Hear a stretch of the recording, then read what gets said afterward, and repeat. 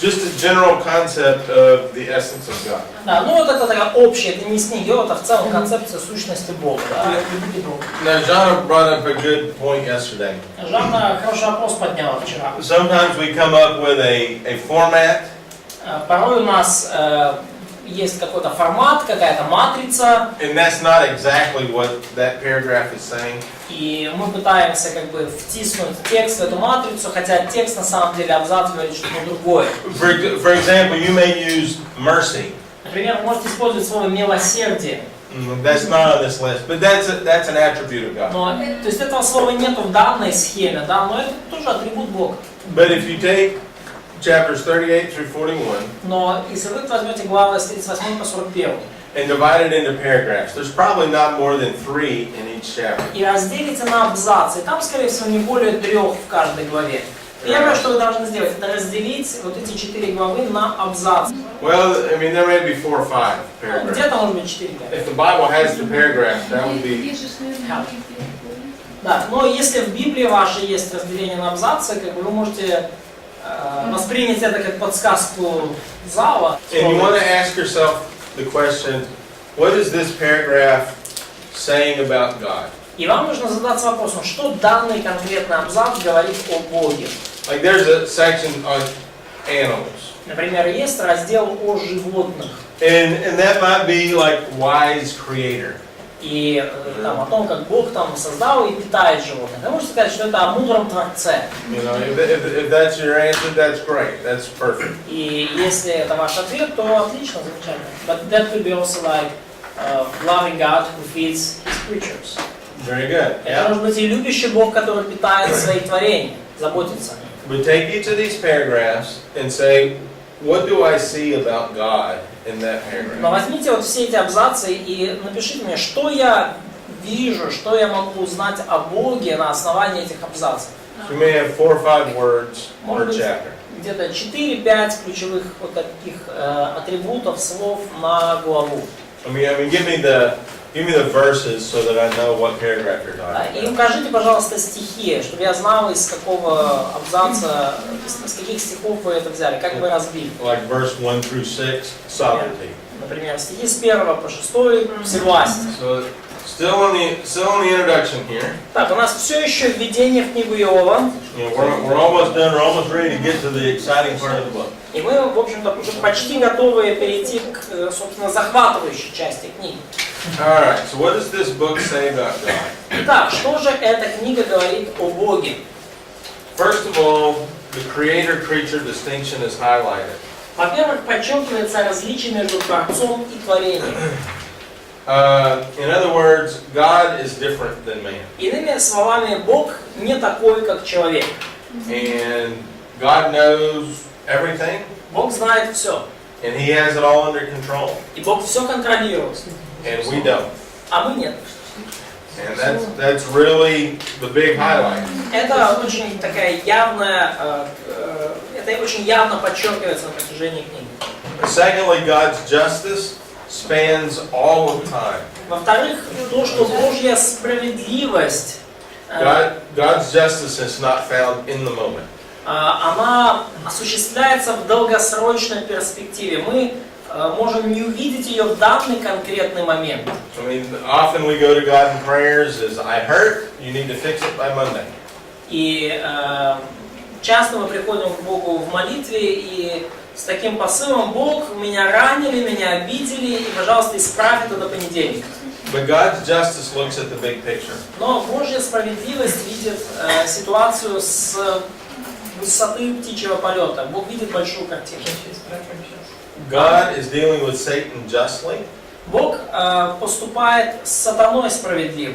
Satan will not go into the lake of fire until the end of time. Сатана отправится в озеро огненное лишь в конце времен. But evil is limited, and we'll see that. Зло также ограничено Богом. Бог ограничивает зло, и мы видим и это тоже. God is also described as Shaddai. Бог также описывается как Шаддай. And that is often translated as Almighty or relates to His omnipotence. Да, и этот термин часто приводится как Бог всемогущий, указывающий на Его всемогущество. That seems to be the earliest name for God. Кажется, что это самое раннее, самое древнее имя, которое давали Богу. For example, in the Melchizedek passage, God is called Shaddai. В отрывке про Мелхиседека Бог назван Эль-Шаддай. And then finally, God does not answer to man. И четвертое, то, что Бог не отвечает перед человеком. Бог не подотчетен человеку. In other words, God will never answer Job's questions in this book. Could we say God is not accountable to man? Yes. Иными словами, Бог в данном случае не ответил Иову на его вопрос. Job will ask a bunch of questions. Иов задавал кучу вопросов. And as we read in chapter 42, Job says, I'm going to close my mouth and I don't need the answer.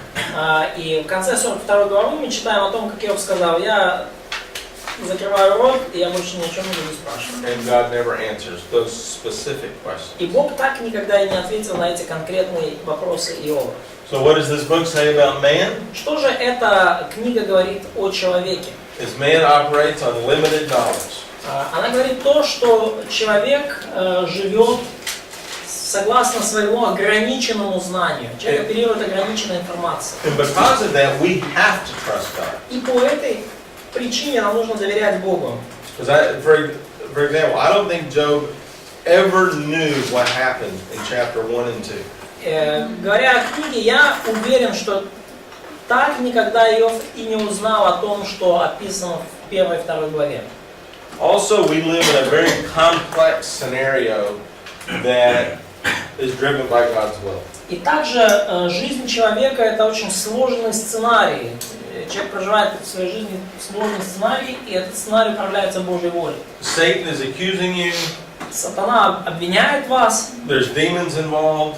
Еще и демоны, так бы сказать, добавляют жар в огонь. There's Chaldeans running all over the place. Халдеи там в той ситуации вокруг бегают. You have good friends, you have bad friends. Есть хорошие друзья, есть плохие друзья. Your life is very complex. Наша жизнь очень сложная. And there's no way you can do it by yourself. Not at all. Нет у вас шансов справиться со всем этим в одиночку. And then we are not allowed to judge God or His plan. И также человеку не позволено судить Бога или Его план. And that is one of the big answers in this book. И это один из больших таких глобальных ответов, которые даются нам в этой книге. Some other key issues here. Некоторые другие ключевые вопросы, которые поднимаются в книге. There are several reasons for suffering. Во-первых, говорится о том, что есть разнообразные причины для страданий. It's not just divine retribution. Страдание — это не только божественное воздаяние. It's complex and about 12 different reasons that we'll see. Это сложный вопрос, и мы увидим как минимум 12 причин, по которым люди страдают. There's also the theme of the mediator in here. Также поднимается тема посредника в данной книге. Job needs a mediator between him and God. Иов нуждается в посреднике между ним и Богом. He'll be mentioned in chapter 9. Этот посредник упоминается уже в 9 главе, Chapter 16, в 16, chapter 19, в главе 19 and chapter 32. и в главе 33. So for those four times. 9, 19, 16, 32, yes? Yes. 9, 19, 16, 32. Yeah. And very interestingly, at the very end of the book, И интересно, что в самом конце книги Job has to be the mediator for his friends. Иов становится посредником за своих друзей, ходатаем за своих друзей. So this theme of the mediator goes all the way through. Поэтому идея посредника, она проходит красной нитью через книгу. And so the big question is God free or is he obligated to man? И большой вопрос в том, что свободен ли Бог или Он чем-то обязан человеку.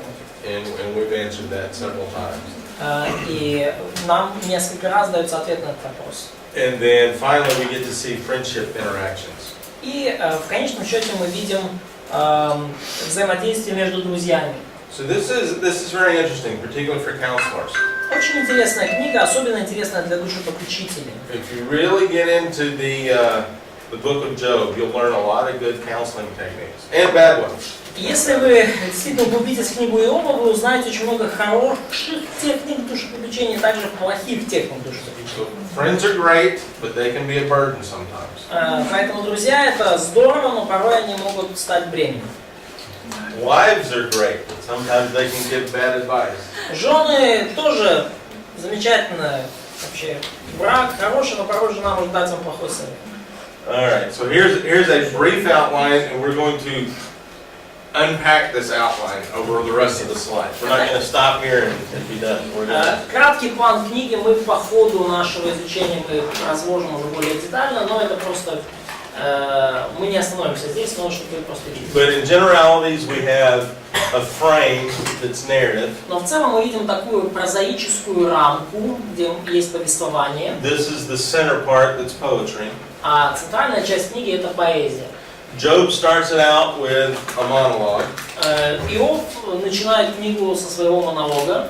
And then we have 3 cycles where the friends each have a talk. И потом мы видим 3 цикла речей, когда трое друзей по очереди высказываются. So Eliphaz will talk, and then Job will respond. Илифаз говорит, Иов отвечает. And then Bildad will talk, and Билдад Job will говорит, respond. Иов отвечает. And then Zophar will talk, and Job will respond. Софар говорит, Иов отвечает. And then Job will summarize. И потом Иов подводит итог циклу. And then we И go так 3 раза. to the second one. Да. И потом второй цикл такой же. And all 3 of those look alike, except in the third one, Zophar doesn't talk. И все эти циклы выглядят очень похоже, за тем исключением, что в третьем Софар уже ничего не говорит. And from a structural standpoint, it looks like everything's already been said. И с точки зрения структуры выглядит так, что уже все уже сказано, уже нечего больше говорить. And at that point, here's our little centerpiece. Here's our wisdom poem. И вот в этом месте центральная часть книги – это поэма Иова о мудрости. And that's what we read at the beginning about mining and what wisdom actually is. Это то, о чем мы читаем в начале. Это о рудокопстве, о шахтерском деле и о том, что же такое мудрость. And at that point, the 4th friend shows up. И в этот момент появляется 4-й друг после речи его. And he gives several speeches that are very good. И он толкает несколько речей, он выдвигает несколько мыслей, которые очень хорошие.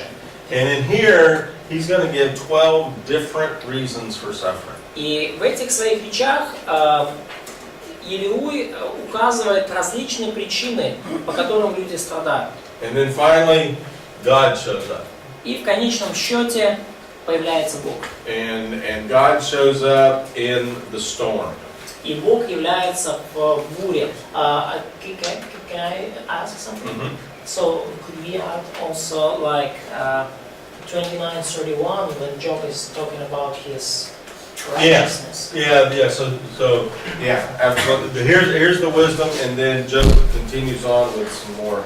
Да, и ну, здесь вот вставьте, пожалуйста, с 29 по 31, вот, Иов продолжает, говоря в основном о своей праведности. Yeah, I'm glad you got that. Да, и ну, там монолог Иова. Yep. All right, and then we again the conclusion. So there's our outline. Заключение. Да, вот такой план у нас. All right, so let's look at Job chapter 1. Now we're not going to read all of it. Итак, Иова 1 глава, и мы не будем читать всю книгу. So we're gonna concentrate on a couple of key pieces as we go through. Мы сфокусируемся на нескольких ключевых элементах книги по мере нашего продвижения. So we're not going to read this, but I'm going to mention the verses to look at as I talk through it. Мы не будем читать все, я просто буду упоминать некоторые стихи по мере своего разъяснения. Okay, chapter 1 and 2 is the prose prologue. 1-2 глава это прозаический пролог, завязка. So in verses 1 through 5 we're introduced to Job and we get the setting. В стихах с 1 по 5 нам объясняется, кто такой Иов, и показывается первоначальная ситуация, начальная картина. And there's a couple interesting points to see in the beginning. И есть несколько интересных моментов в начале. Now in verse 1, the narrator gives an accurate account of Job's character. В первой главе, в первом стихе, повествующий автор дает точное описание характера Иова. Blameless, upright, fearing God, and turning away from evil. Непорочный, справедливый, богобоязненный и удаляющийся от зла. Where have we already heard fearing God and turning away from evil? Где мы уже слышали о том, что бойся Бога и уклоняйся от зла? In chapter 28. 28 главе. Финал 28 главы. So that starts out the book, and you'll see it again in the wisdom. То есть с этого начинается книга, и снова мы это увидим в главе о мудрости. Now, that is the exact same assessment that the Lord gives to Satan. И именно такую оценку характера Иова Бог цитирует практически сатане. Бог приводит сатане. So whoever the narrator is, he has access to divine information. Поэтому кем бы ни был автор, записавший прозаическую часть, у него был доступ к информации с точки зрения самого Бога. Now, as readers, we need to keep that in mind. И будучи читателями, нам нужно помнить об этом. That's what the narrator told you, Это то, что сказал вам повествующий. and that's what the Lord told Satan. И вот то, что сказал Бог сатане. Now, when we move forward and we start seeing some of Job's words, what are we going to read? И далее, читая книгу, мы сталкиваемся уже со словами самого Иова. In chapter 3, he's going to curse the day of his birth. И в 3 главе Иов сходу проклинает день своего рождения. In chapter 10, he says, God hunts me down like a lion. В 10 главе Иов говорит, что Бог за мной охотится, как лев. In chapter 30, he says, God has thrown me into the mud. В 30 главе он говорит, что Бог швырнул меня в грязь. In chapter 7, he says several interesting things. В 7 главе он говорит несколько интересных вещей. He complains that God bothers me every night and day. Он говорит, что Бог беспокоит, мучает меня каждый день и каждую ночь. He won't allow me to sleep peacefully. Не дает мне мирно спать. And my favorite of all time. И вот мой любимый стих. Chapter 7, verse 19. Всех дней, да, из всего, да, 7 глава, 19 стих. He won't give me enough privacy to spit. Он даже не дает мне достаточно личного пространства, чтобы плюнуть. Это сколько стих? 19. It's just funny. He won't let me spit. Да, он мне даже не позволяет плюнуть. Actually, we don't see it in an ISB. So, from a counselor's point of view, Да, с точки зрения души, да, то есть доколе не дашь мне проглотить слюну мою. when you hear somebody say those things, С точки зрения душепопечителей, друзья, когда вы слышите, что кто-то так говорит, is it legitimate to already say this person is I should blame him, he's unjust, and he doesn't fear God?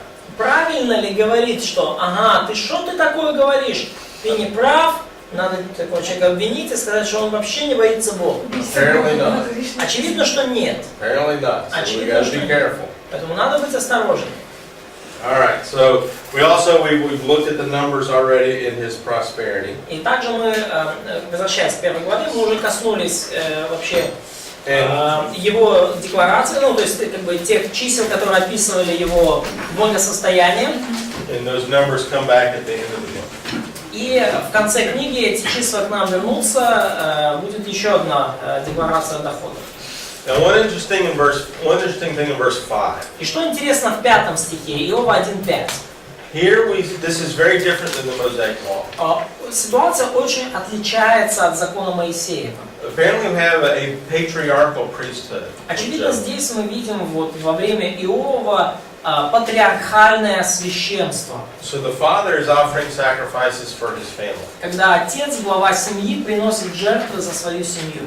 So again, this is a different type of priesthood. Опять же, тут совершенно другого рода священство. We're going to see that at the end of the book in chapter 42. И мы увидим это также в конце книги, в 42 главе. Job's going to be required by God to give sacrifices for his friends. Бог потребует от Иова, чтобы тот принес жертвы за своих друзей. So just something to point out about the early nature of this book. Поэтому просто вот одна из маленьких деталей, указывающих на раннюю природу, да, раннюю датировку этой книги. Now in verses 6 through the end of chapter 2, we have Job going through two different tests. И с 6 стиха 1 главы до конца 2 главы мы видим, как Иов проходит через два очень трудных испытания. Okay, so chapter 1 verse 6 through verse 12, we get a little insight to the throne room of heaven. 1 глава с 6 по 12 стих дает нам небольшое такое вот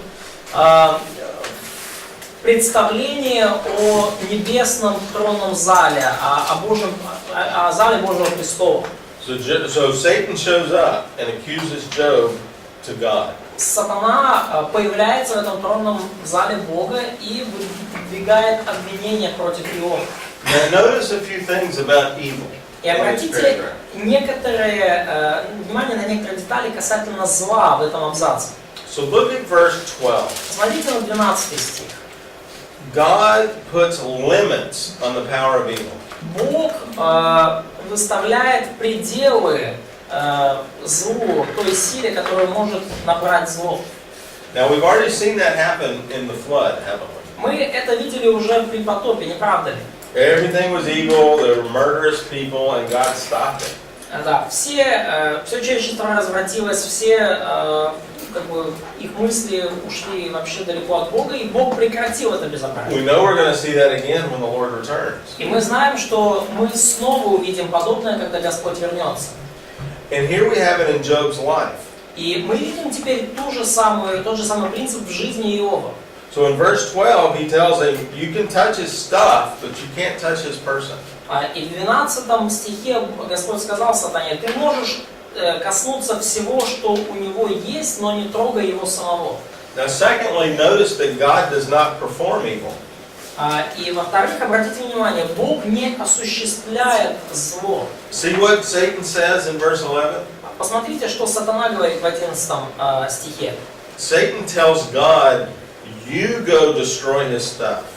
Сатана говорит Богу: ты пойди, Бог, и уничтожь его добро. And the Lord says, no, we're not doing it that way. Бог говорит: нет, мы так не делаем. The Lord says, you can do it if you want to. Это не по-нашему. Бог говорит Сатане: ты пойди и сделай, если хочешь. Now this is very subtle, but it's very important to understand about evil. Это очень, может, не очень заметно, но очень важно при этом понимать касательно зла. The Lord does not agree to Satan's plan. Бог не согласился с планом Сатаны. The Lord will not cause Job's suffering. Не Бог был причиной страдания Иова. Satan will be the cause. Сатана был причиной страдания. And Satan will be limited. И Сатана при этом окажется ограничен в том зле, которое он может совершить. Only creatures can cause suffering through their own bad volition. Only creatures. Only creatures. Да, только творения могут по собственной воле причинить страдания. So be careful on the way you blame God for suffering. Поэтому будьте очень осторожны с тем, как вы вините Бога в страдании. Можно вопрос? Question. Я просто представила разговор с тем, который консультируешь. So I just imagine how I'm talking with some of my counselees. Когда я ему привожу вот эти доводы, что Бог не осуществляет зло, when I'm given such an argument that God is not performing evil by himself. якобы слышу в ответ такое, говорит, ну Бог же позволил ему. So I could almost imagine hearing in response, but God allowed him to do that. Сатана творение, Бог позволил сатане. So Satan is a creature, and God allowed him to do that. That's right. Да. That's right. Это правда. Creatures can be sinful. Творения могут быть греховными. And to your point, when we get to the end of the book, we'll see 12 different reasons for suffering. И говоря о том, что вы упомянули, ближе к концу книги мы увидим 12 разных причин для страданий. For example, one of those reasons will be to see something about God, see something new. И, например, одна из причин страданий в том, чтобы мы увидели что-то новое о Боге. One of those reasons will be preventative, to prevent us from doing something terrible. Одна из причин страданий в том, чтобы предохранить нас от совершения чего-то ужасного. So there are various reasons. Есть различные причины, по которым люди страдают. And God does allow He does allow it, И Бог позволяет but таким doesn't вещам cause it. случаться, но не Он является причиной. There's also no dualism in this book. И также в этой книге есть дуализм. Evil is not as powerful as God. Мы видим, no dual, I'm sorry. Да, мы, простите, в этой книге мы не видим дуализма. Зло не эквивалентно по силе Богу. То есть Бог сильнее зла. Satan has to ask God to do evil. Сатане приходится просить Бога позволения на то, чтобы совершить зло. And God can stop it with His word. И сатана может, и Бог может остановить сатану одним своим словом. Recognize this is how we live our lives too. И важно понять, что по тому же принципу мы живем свою жизнь. We have to ask God to do evil, basically. По сути, нам приходится просить у Бога разрешения совершить зло. So, just think of your sins that way. Подумайте с этой точки зрения о своих грехах. And so once again, the solution is to focus on God's character. И опять же, решение в том, чтобы сфокусироваться на Божьем характере. So now in verses 13 through the end of the chapter, of the first chapter, Job loses all his stuff. И теперь с 13 стиха и до конца главы мы видим, как Иов теряет все свое добро. And there's criminal disaster, there's natural disaster. Происходят естественные катастрофы, происходят уголовные преступления. And apparently both of these things can be started by Satan. И очевидно, и то, и другое, и естественные катаклизмы, и уголовные преступления, за всем этим стоит сатана. Сатана начал. I think that's fascinating that the natural disaster is something that Satan can cause. И я думаю, что это довольно неожиданно для многих мысль, что сатана может быть причиной естественных природных бедствий. Now the second chapter begins the second round of Satan questioning God. И со второй главы начинается второй раунд вопросов сатаны Богу. И то, как сатана пытается поставить под вопрос Бога. And he uses the same tactic with God. He tells God to do the suffering, cause the suffering. Сатана опять же использует ту же тактику. Он пытается уговорить Бога причинить Иову страдания. And the Lord will not do it, but He allows Satan to do it. И Господь снова не делает этого сам, но позволяет сатане это совершить. Now in verse 1 we have an interesting phrase. We have this phrase, the sons of God. И в стихе 1 мы видим интересную фразу. Мы видим упоминание о сынах Божьих. Now here it's obvious that the sons of God are angels in heaven. В данном случае совершенно ясно из контекста, что сыны Божьи это ангелы. And that phrase is the same phrase used in Genesis chapter 6. И эта фраза «сыны Божьи», она идентична той же фразе в Бытии 6 главе. And those sons of God took the wives of men, took the daughters of men as wives. И в том случае сыны Божьи начали брать жен человеческих в качестве жен, дочерей человеческих в качестве жен.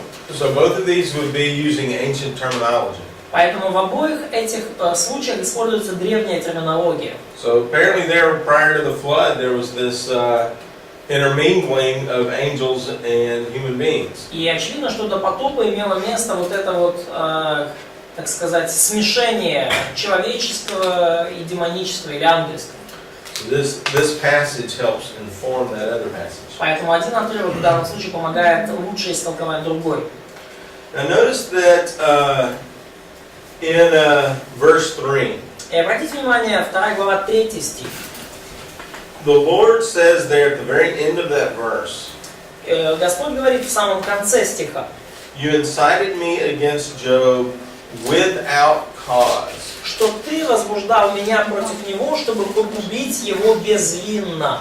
So we see right here at the very beginning of the book, Мы видим прямо здесь, в самом начале книги, Job's suffering has nothing to do with Job's sins. что страдания Иова никакого отношения не имели к грехам Иова.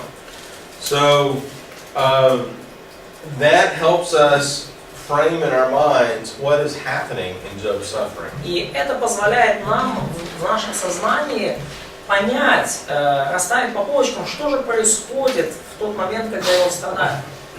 So in verses 4 through 6, notice that Satan can have the power over a man's health. В стихе так, с 4 по 6 мы видим, как сатана может иметь власть, иметь силу над здоровьем человека. Even a believer's health. Даже над здоровьем верующего человека. Now recognize that's not always the explanation for sickness. И опять же важно понимать, что далеко не всегда это является объяснением причин болезни. But it's a possibility. Но это возможный вариант. And in verse 9, В стихе 9 Job's wife uses nearly exactly the same phrases as the Lord does in verse 3. жена Иова использует ту же практически фразу, что и Господь в 3 стихе. Тверд в непорочности. Do you still hold fast to your integrity? Доселе тверд в своей непорочности. And then finally, we're introduced to Job's 3 friends in verse 11. И в конечном счете в 11 стихе появляются 3 друга Иова. Now recognize these are truly his friends. И важно понять, что это действительно 3 настоящих истинных его друга. And they're actually polite. They wait politely by Job. They're being with him, and they wait for Job to start the discussion. И они довольно вежливо себя вначале вели, они ждали Иова, они были рядом и очень тактично ожидали, пока сам Иов начнет разговор. 7 дней. 7 days. Yeah. Да, 7 дней. So again, that's a point in counseling is let the suffering person speak. И это тоже хороший урок для душепопечителей. Позвольте страдающему человеку говорить самому. So one other point here, when the Lord said that Job is suffering without cause. Снова-таки, да, я обращаю ваше внимание, что Иов страдал безвинно, по словам самого Господа. This lets us know that the issue in this book is doxological and not salvific. И wow. Yeah, I got it. Salvific, it doesn't know about salvation. Yeah. Да, очень важно понять, что ключевые вопросы книги связаны с доксологией, то есть со славой Бога, а не со спасением. То есть это доксологическая книга, а не сотериологическая. То есть слава Бога, но не спасение. So as dispensationalists, we will say that the purpose of history is for the glory of God. И будучи диспенсациалистами, мы говорим, что цель истории это слава Божья.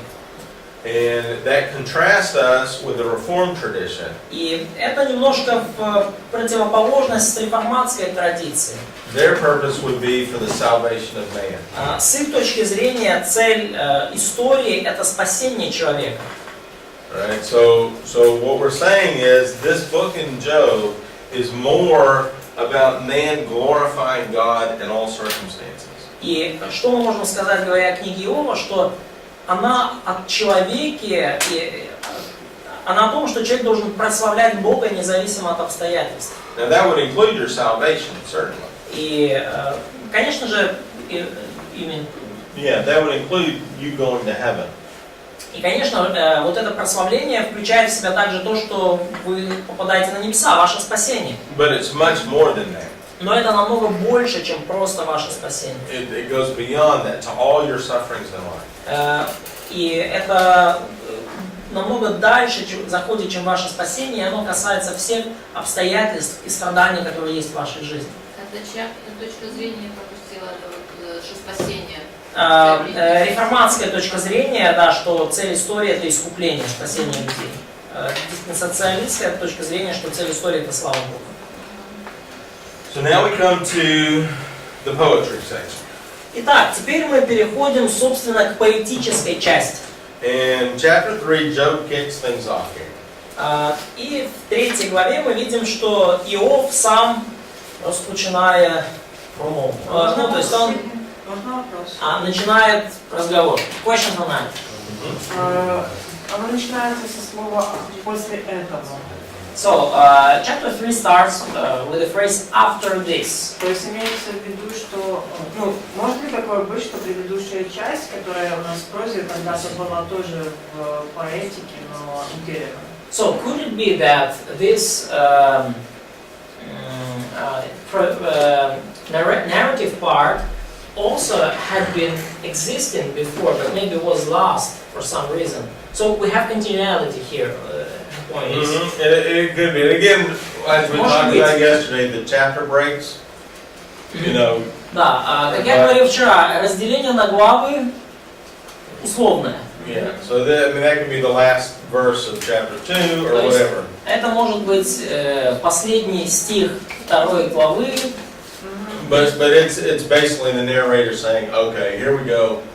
Here's what happened. Фактически это такая связка, да, повествующий говорит, вот оно сейчас все начнется, вот как оно было. И пошло. So in this introduction here, in this chapter 3, И вот в этой вступительной главе, в 3 главе, Job curses the day of his birth. Иов проклинает день своего рождения. And he makes 2 big arguments. И он выдвигает 2 важных аргумента. He says it would be better if I had never been born, Во-первых, он говорит, что лучше было бы мне вообще не рождаться, because then he wouldn't exist.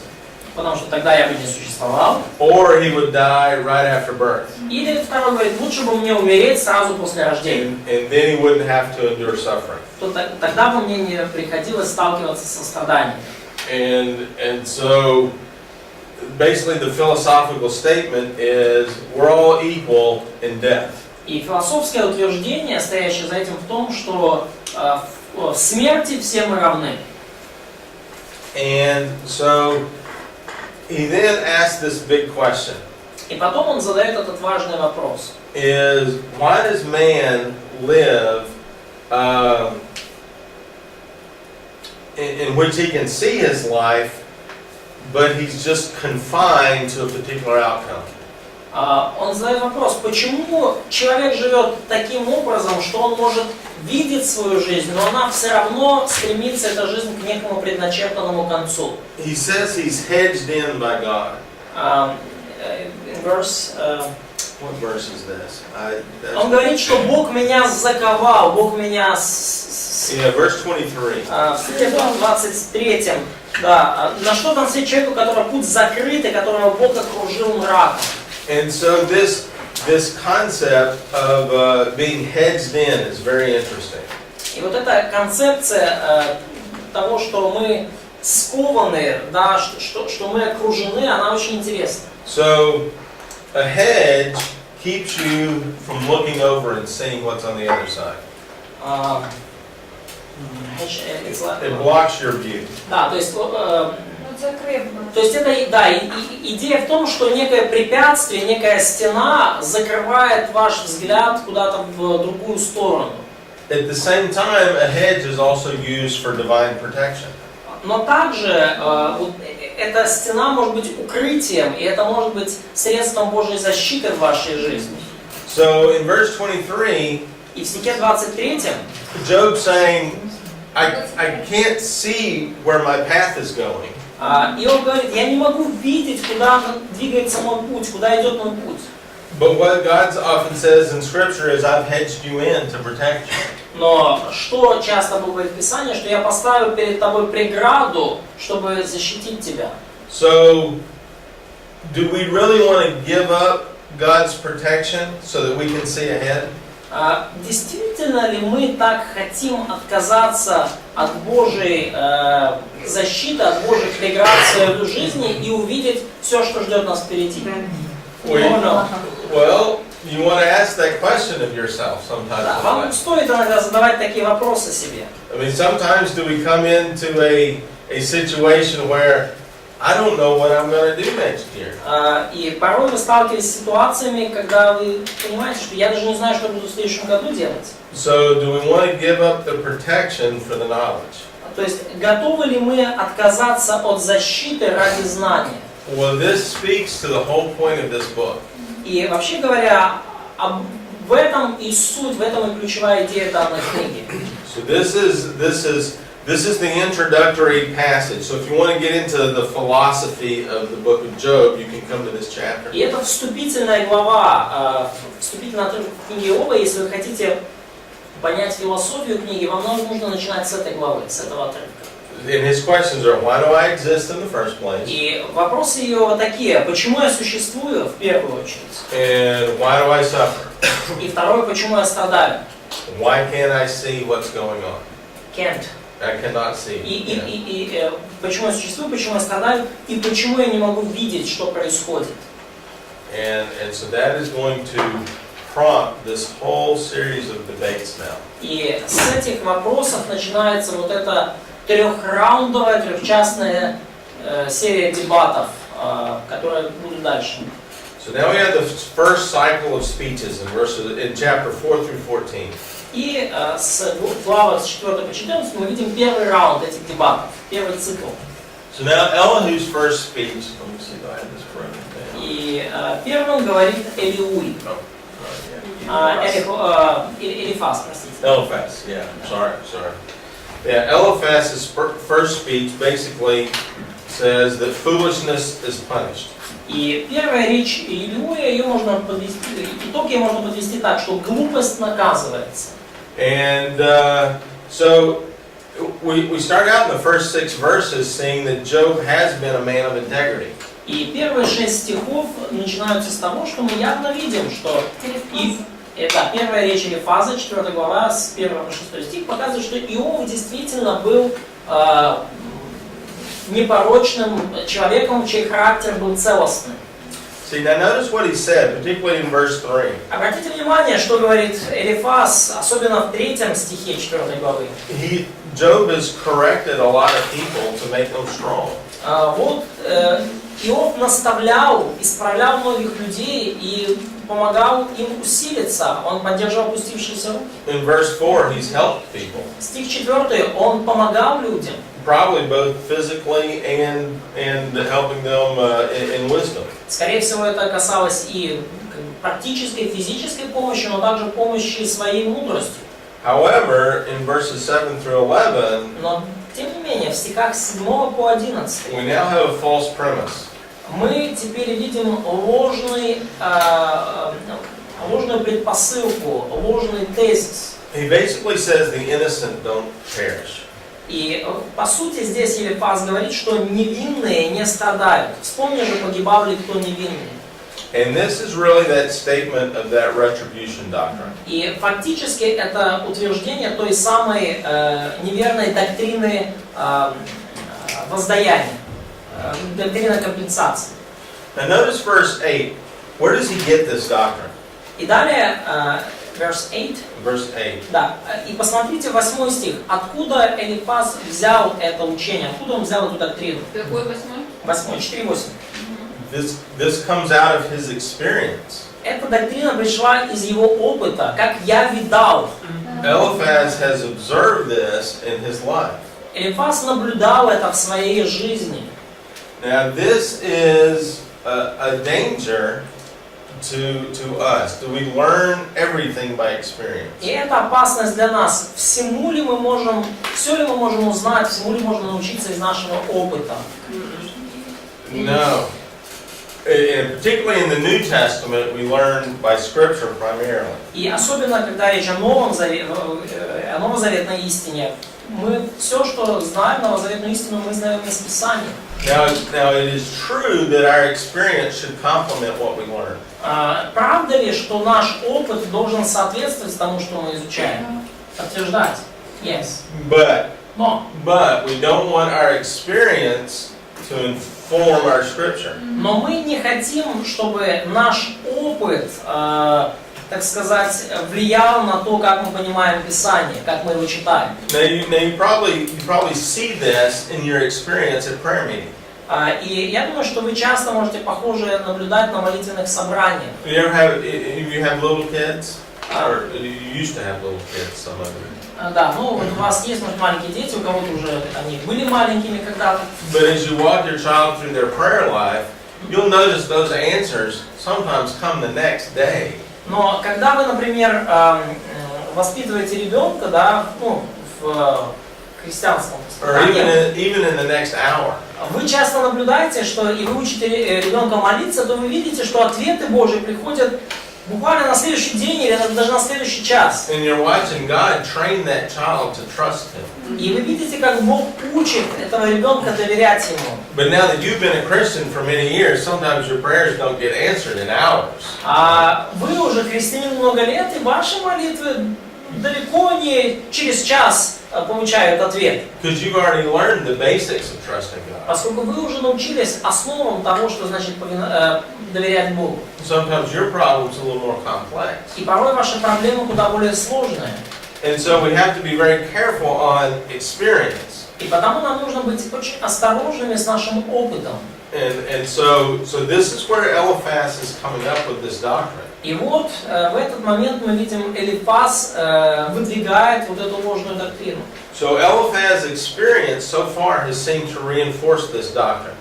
И опыт Элифаза таким образом подтверждает, да, подкрепляет его в этом ложном учении. So think about our wisdom chart. Подумайте вот о нашем вот этой вот диаграмме мудрости, да, вступительная диаграмма. So Eliphaz is very comfortable up here with this retribution doctrine. Элифазу вообще очень комфортно жилось с его этой доктриной воздаяния, или доктриной компенсации. Innocent people don't perish. I've seen good people blessed. Я вижу, что невинные люди не страдают, а хорошие люди благословляют. And I've seen wicked people suffer. И я вижу, как нечестивые люди страдают. Well, Job is going to be this new experience. Именно Иов станет для Элифаза тем самым новым взрывающим мозг опытом.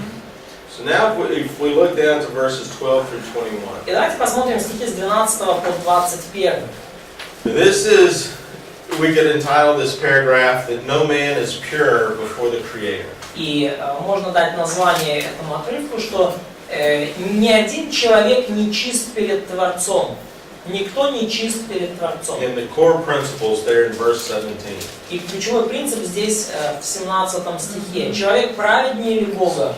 Муж чище ли Творца своего? Now that's quite an interesting paragraph here. Довольно интересный отрывок здесь. Remember, this is before the writing of Scripture. Помните, что эти слова сказаны и записаны еще до того, как было записано все остальное Писание.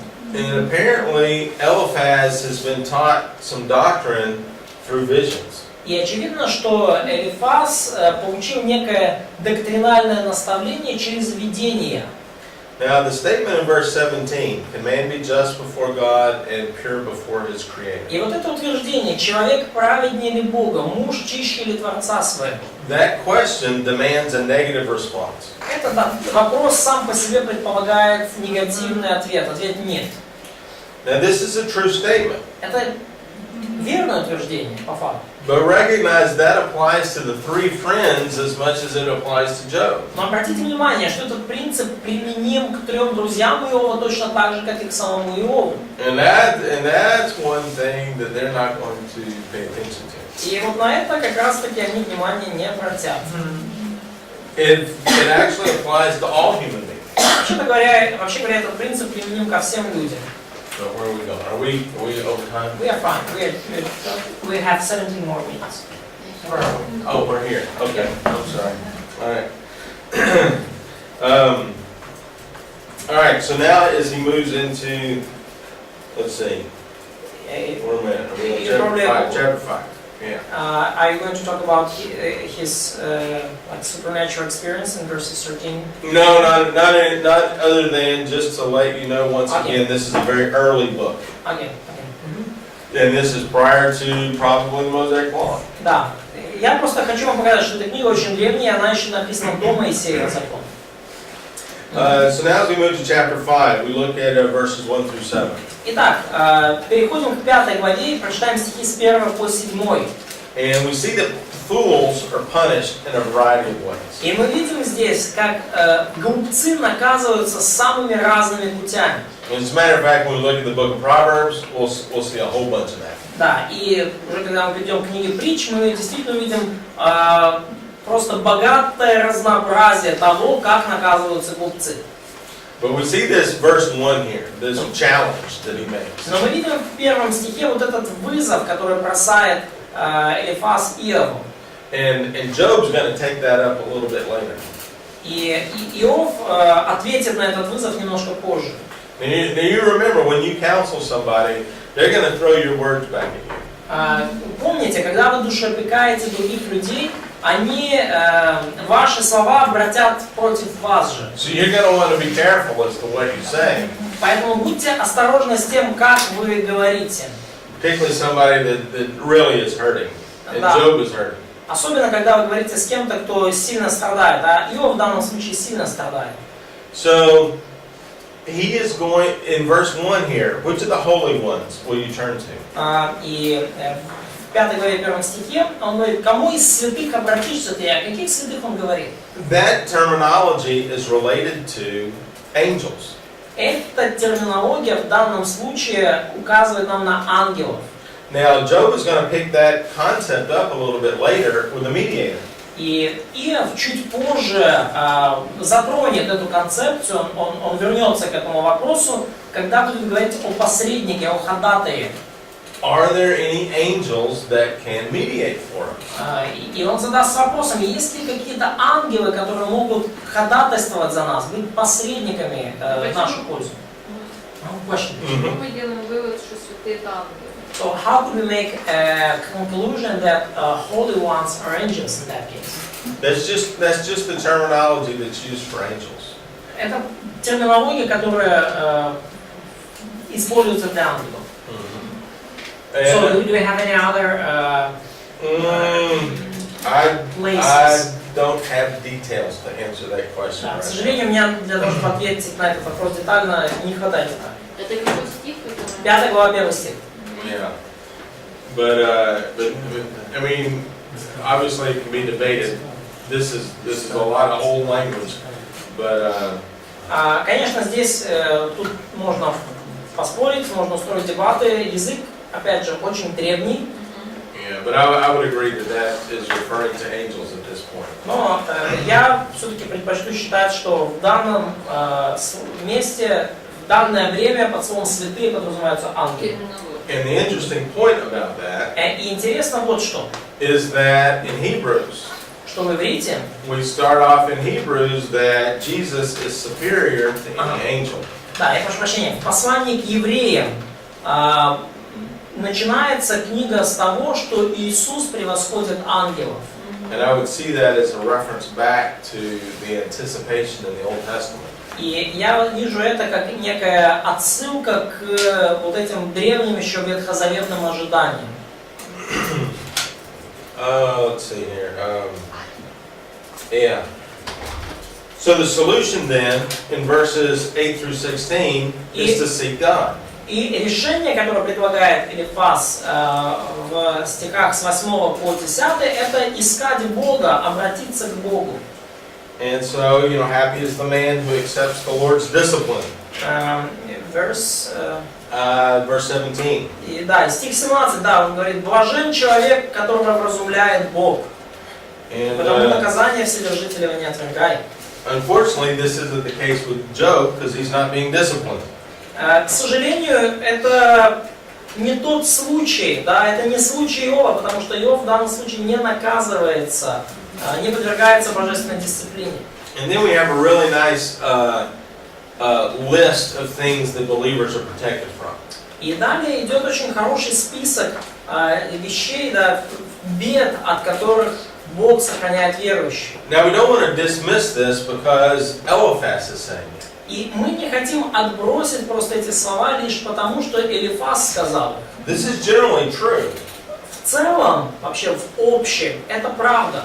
Now when Eliphaz is saying it, it's like, well, you're not being protected, so you must not be one of the good guys. Когда Элифаз говорит это, он подразумевает, что ага, Бог тебя не защитил, значит ты не очень-то хороший человек. But in a general sense, this is true. God does protect us in verse 20 from famine. Но в целом эти утверждения правдивы. Бог действительно защищает нас от голода, стих 20. Or war. Или от войны. In verse 21, social gossip or criminal violence. Стих 21, да, сплетни в обществе или преступления криминальные. In verse 22, that's accidents, maybe car accidents. 22, да, опустошение или, ну, может, какие-то, скорее, как больше, как всякие катастрофы, например, ДТП. You know, 23 and 24, economic problems. 23 глава говорит об экономических проблемах. In verse 25, family prosperity. В 24-25 семейное процветание.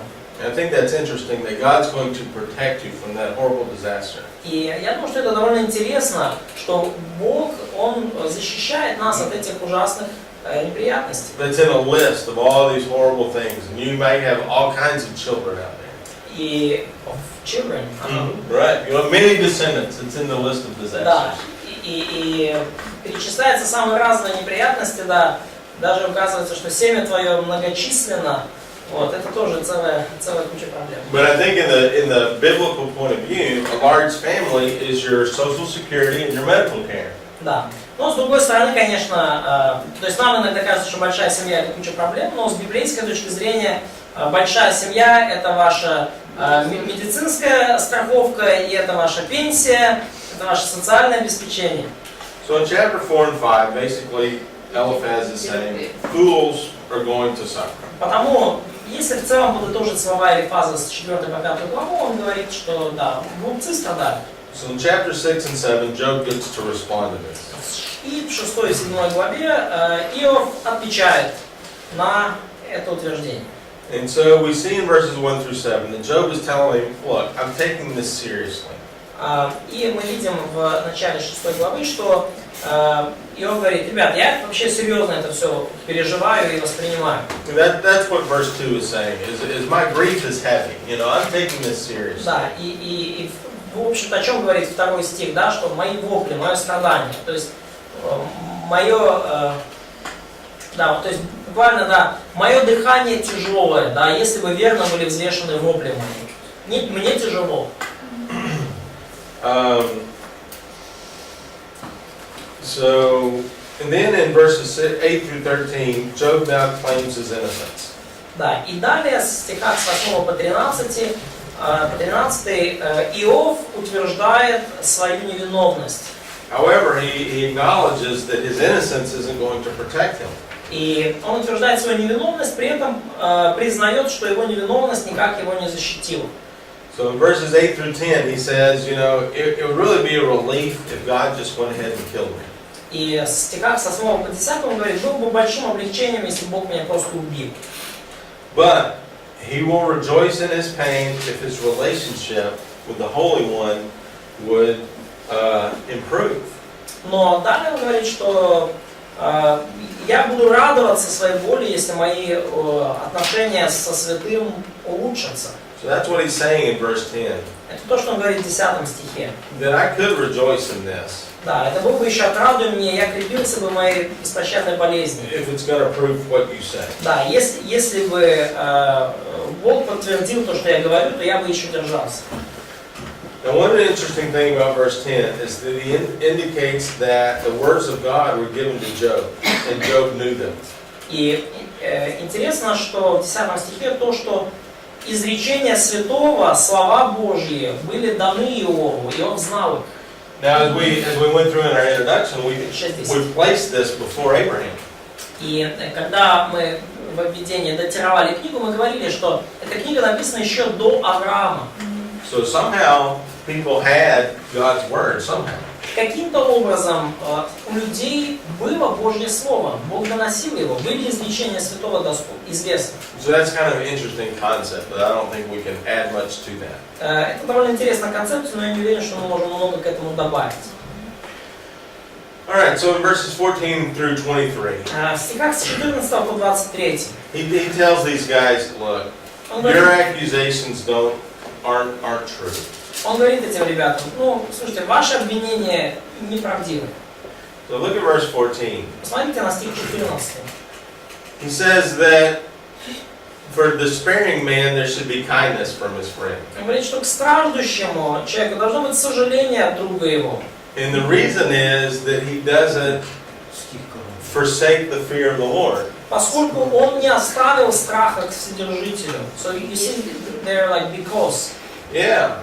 Да. And so, you know, if your friend is hurting, Да, то есть, ну там такая причинно-следственная связь, да, поскольку, да, если ваш друг или там близкий человек ранен сильно, какая-то сложная ситуация, you know, compassion is called for your friends. то, в общем-то, к нему надо проявить сострадание, милосердие. Notice there's a danger of driving them away from the Lord.